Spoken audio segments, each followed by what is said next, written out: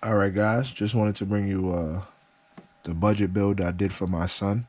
It was a birthday gift on my behalf. It was something quick, so I'll go through it and show you guys how I built this. I believe it was around 138. All right, guys, let's get into it. All right, so I don't even have these, but I went ahead and got him the Pro Line body mounts. So I needed those. I was kind of jealous when the hobby man showed me that. Scott from the hobby shop. That's my local hobby store owner. So anyway, let me go ahead and take this battery out. We was doing some tuning. So I went to my local hobby shop. I said, "Hey Scott, you got any two-wheel drive slashers used?" And he's like, "Hold on, let me check." He went to the back, came back out. He had one. He had this same car with the wheels as I showed y'all before. If y'all didn't see it, I'll put a picture up.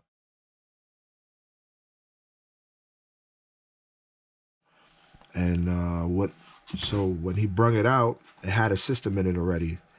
I didn't really need a system. I kind of do now, but I didn't need a system at the time. And I already had one. So I told him I didn't want the system. It was 150 with the system. Without, he wanted $100. So I went ahead and grabbed this for $100. Had my own receiver. Had the tires already. Had a motor. I had the wheelie bar. So basically, I spent $100 on this. Now, what I had to buy was the bandit arms. I bought the body posters and I bought the turnbuckles. The turnbuckles was the wrong size, so what I did was, either way, I could have cut mine down. So I just cut the ones down I had on here. I cut both sides down. I also did that to the dry shafts. I cut those down to fit. Nice. So what else I did was I just did my little tuning to the car.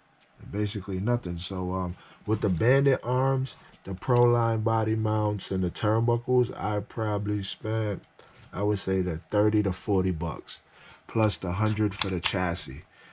So that's 140 bucks. Not saying everybody will have what I had, which is the tires and the extra motor setup, but you don't have to put. I have a 3800 kV motor in here, and this is an old beat up motor. I had it for about 4 or 5 years now. 5 mil shaft. And the car was pulling 2.6 with gearing I just threw on there. So and I can't even use timing and throw no boost into the car. Still was running 2.6, which is pretty good, you know, for this kind of setup. You know, people got a much more expensive setup, and you know, that's good for what I put into it. Now I can go as far as putting better ESCs and motor, which I will in the future, but this was just a budget build to get them out there and get them to learn and, you know, get through the stuff. I left the stock shocks. I left everything basically stock. I put this little body post in there. The chassis, I do want to strip this chassis down and try to get the normal color back because the person did spray paint it red. But it goes with his body for right now. So he's liking it. I'm sure he's going to want a new body, but I want him to get his car dialed in before I actually go and buy him a new body. But that was pretty much the budget bill. So I'll go over it one more time. I paid $100 for the chassis for used. You know, you can go on OfferUp. You can go on Craigslist. You know, you can.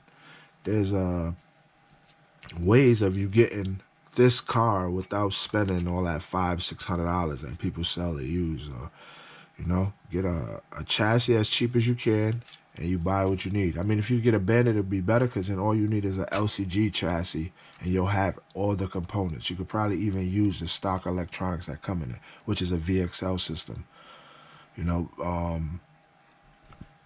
I forgot his name. I'm sorry about that.